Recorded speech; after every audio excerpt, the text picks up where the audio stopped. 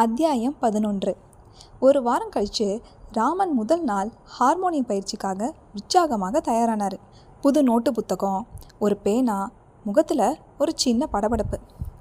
அதை பார்த்த மீனாட்சி சிரித்தாங்க.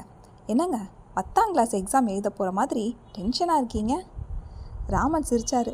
இந்த வயசில் புதுசாக ஆரம்பிக்கிறது கொஞ்சம் பயமாக இருக்குது மீனா, ஆனால் அதே நேரம் சந்தோஷமாகவும் இருக்குது. மீனாட்சிக்கு சில பொருட்கள் வாங்க வேண்டியிருந்ததால் அவங்களும் அவரோட கிளம்புனாங்க.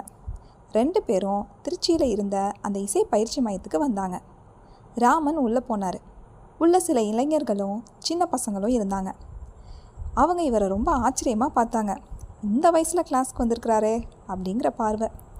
ஒரு நொடி ராமனுக்கு தயக்கம் வந்தது. அப்போ பின்னாலேருந்து ஒரு குரல், ராமா நீயா? ராமன் மெதுவாக திரும்பி பார்த்தாரு.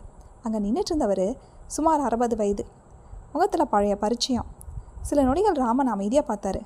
பிறகு அவரோட கண்கள் பெரிதானது. சேகர்.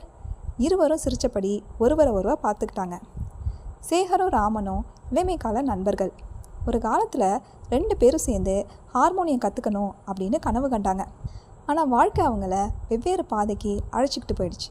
நீ இங்கே எப்படி அப்படின்னு ராமன் ஆச்சரியமாக கேட்டார். சேகர் சிரித்தார். என் கனவு இங்கே காத்துக்கிட்டு இருக்கும் போது நான் மட்டும் வராமல் இருப்பேனா என்ன? ராமனுக்கு அவரை பார்த்த சந்தோஷத்திலே மெதுவாக கண்கள் கலங்க ஆரம்பிச்சது.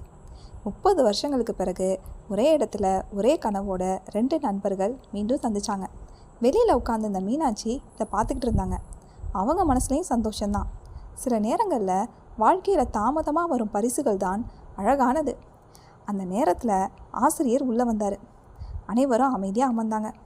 ஆசிரியர் முதல் கேள்வியை கேட்டார்.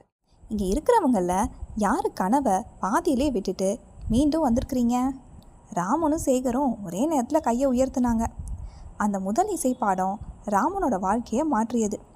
வீட்டுக்கு திரும்பி வந்ததும் அவங்களுக்கு ஒரு பெரிய ஆச்சரியம் காத்திருந்தது. அது என்னன்னு அடுத்த அத்தியாயத்தில் பார்ப்போமா?